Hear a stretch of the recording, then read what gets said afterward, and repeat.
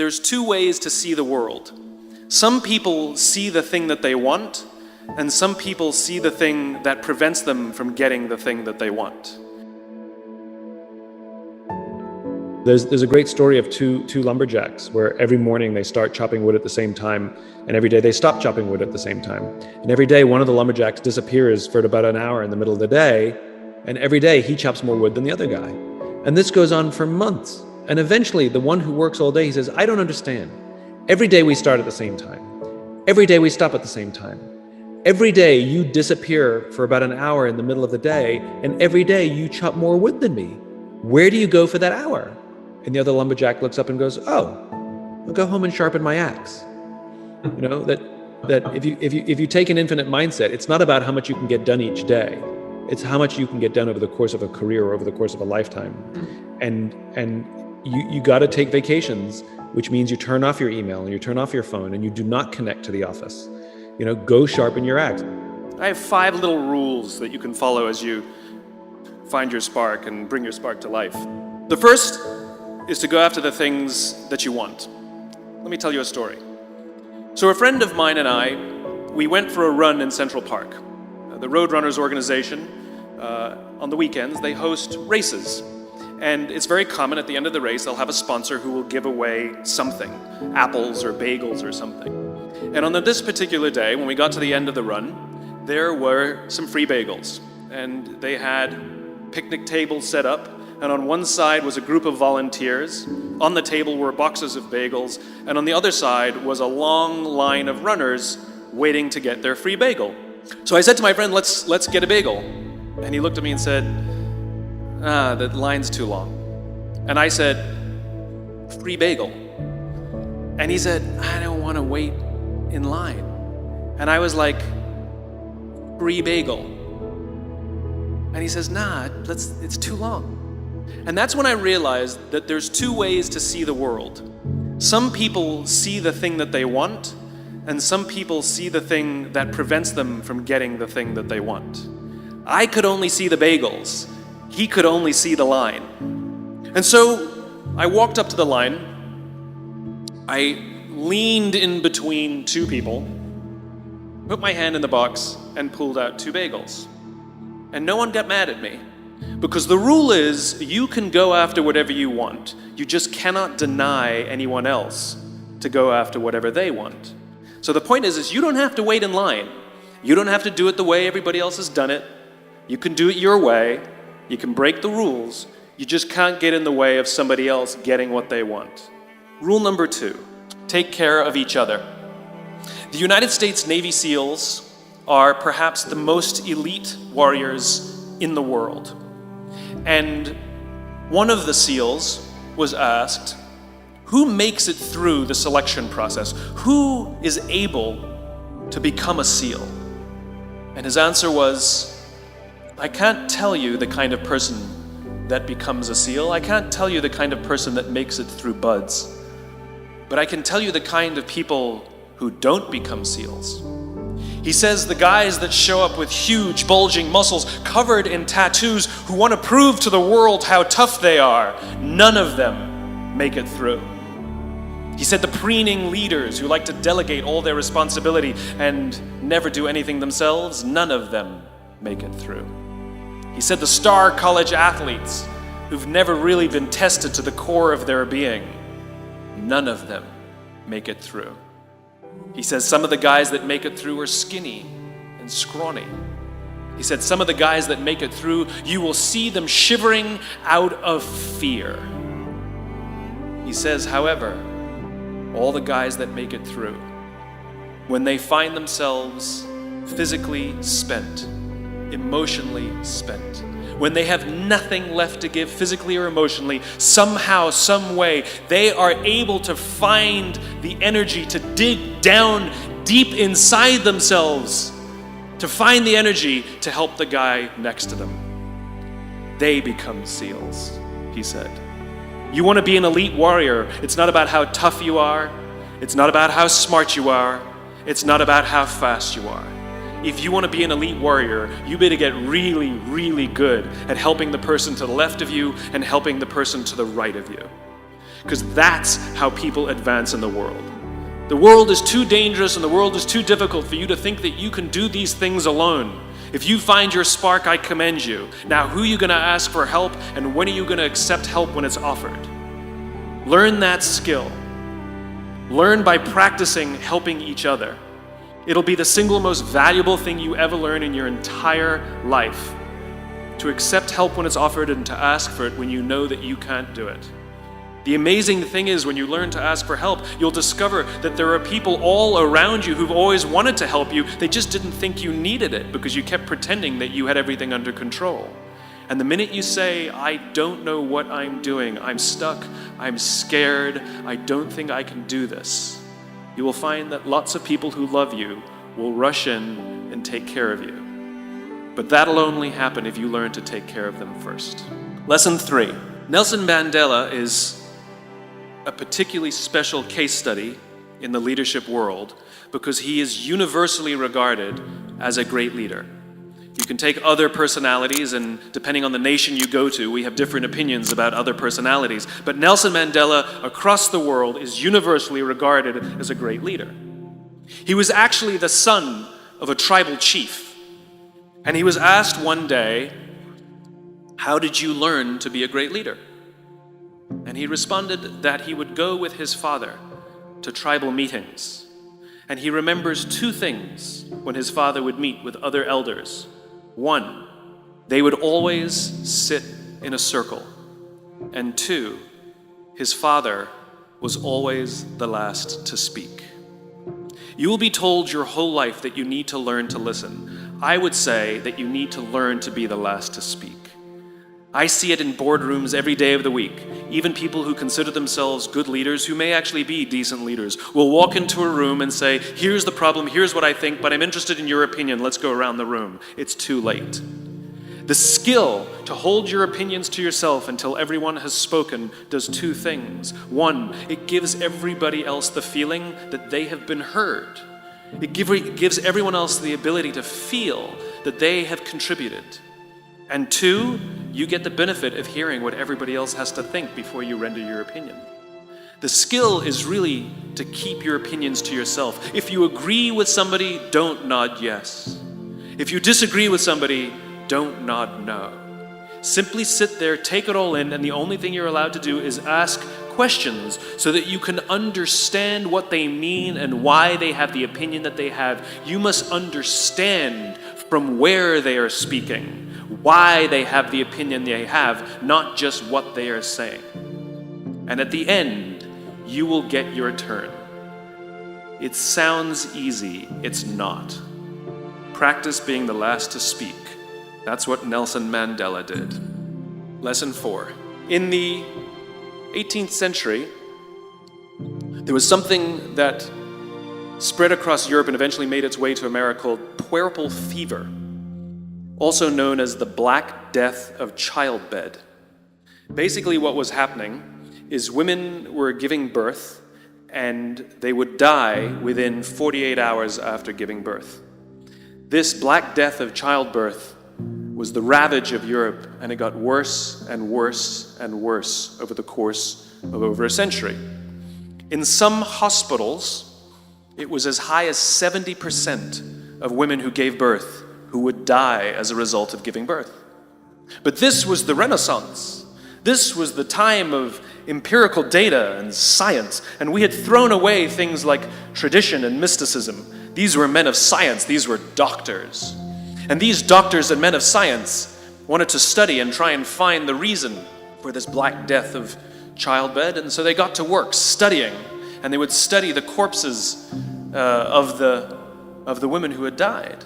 And in the morning they would conduct autopsies, and then in the afternoon they would go and deliver babies and finish their rounds.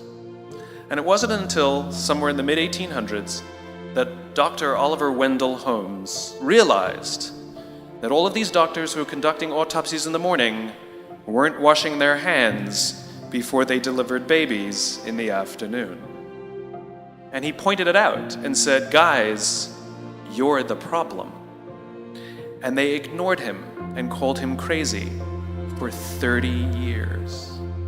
Until finally somebody realized that if they simply washed their hands, it would go away. And that's exactly what happened. When they started sterilizing their instruments and washing their hands, the Black Death of childbed disappeared. The lesson here is sometimes you're the problem. And my point is take accountability for your actions. You can take all the credit in the world for the things that you do right, as long as you also take responsibility for the things you do wrong. It must be a balanced equation. You don't get it one way and not the other. You get to take credit when you also take accountability. I'll tell you a true story. A few months ago, I stayed at the Four Seasons in Las Vegas. It is a wonderful hotel. And the reason it's a wonderful hotel is not because of the fancy beds. Any hotel can go and buy a fancy bed. The reason it's a wonderful hotel is because of the people who work there. If you walk past somebody at the Four Seasons and they say hello to you, you get the feeling that they actually wanted to say hello to you. It's not that somebody told them that you have to say hello to all the customers, say hello to all the guests, right? You actually feel that they care. Now, in their lobby, they have a coffee stand. And one afternoon, I went to buy a cup of coffee, and there was a barista by the name of Noah who was serving me. Noah was fantastic. He was friendly and fun, and he was engaging with me, and I had so much fun buying a cup of coffee, I actually think I gave 100% tip, right? He was wonderful. So as is my nature, I asked Noah, "Do you like your job?" And without skipping a beat, Noah says, "I love my job." And so I followed up. I said, "What is it that the Four Seasons is doing that would make you say to me, I love my job?" And without skipping a beat, Noah said, "Throughout the day, managers will walk past me and ask me how I'm doing, if there's anything that I need to do my job better." He said, "Not just my manager, any manager." And then he said something magical. He says, "I also work at Caesar's Palace. And at Caesar's Palace, the managers are trying to make sure we're doing everything right. They catch us when we do things wrong." He says, "When I go to work there, I like to keep my head under the radar and just get through the day so I can get my paycheck." He says, "Here at the Four Seasons, I feel I can be myself." So we in leadership are always criticizing the people. We're always saying, we got to get the right people on the bus. I've got to fill my team. I got to get the right people. But the reality is, it's not the people. It's the leadership. If we create the right environment, we will get people like Noah at the Four Seasons. If we create the wrong environment, we will get people like Noah at Caesar's Palace. Number 5, my favorite one of all. True story. There was a former Undersecretary of Defense who was invited to give a speech at a large conference, about 1,000 people. And he was standing on the stage with his cup of coffee and a styrofoam cup. And he took a sip of his coffee and he smiled and he looked down at the coffee. And then he went off script. And he said, "You know, last year I spoke at this exact same conference. Last year I was still the undersecretary. And when I spoke here last year, they flew me here business class. And when I arrived at the airport, there was somebody waiting for me to take me to my hotel. And they took me to my hotel and they had already checked me in and they just took me up to my room. And the next morning I came downstairs and there was someone waiting in the lobby to greet me, and they drove me to this here same venue and handed me a cup of coffee in a beautiful ceramic cup." He says, "I'm no longer the undersecretary. I flew here coach. I took a taxi to my hotel and I checked myself in. When I came down the lobby this morning, I took another taxi to this venue. I came in the front door and found my way backstage, and when I asked someone, 'Do you have any coffee?' he pointed to the coffee machine in the corner, and I poured myself a cup of coffee into this here styrofoam cup." He says the lesson is, the ceramic cup was never meant for me. It was meant for the position I held. I deserve a styrofoam cup. Remember this. As you gain fame, as you gain fortune, as you gain position and seniority, people will treat you better. They will hold doors open for you. They will get you a cup of tea and coffee without you even asking. They will call you sir and ma'am, and they will give you stuff. None of that stuff is meant for you. That stuff is meant for the position you hold. It is meant for the level that you have achieved of leader or success or whatever you want to call it, but you will always deserve a styrofoam cup. Remember that. Remember that lesson of humility and gratitude. You can accept all the free stuff. You can accept all the perks. Absolutely, you can enjoy them. But just be grateful for them and know that they're not for you. We're asking our youngest generation to work and succeed and find themselves and build their confidence and overcome their addiction to technology and build strong relationships at work. We're asking them to do this, and these are the environments we've created. We keep saying to them, you're the future leaders. We're the leaders now. We're in control. What are we doing?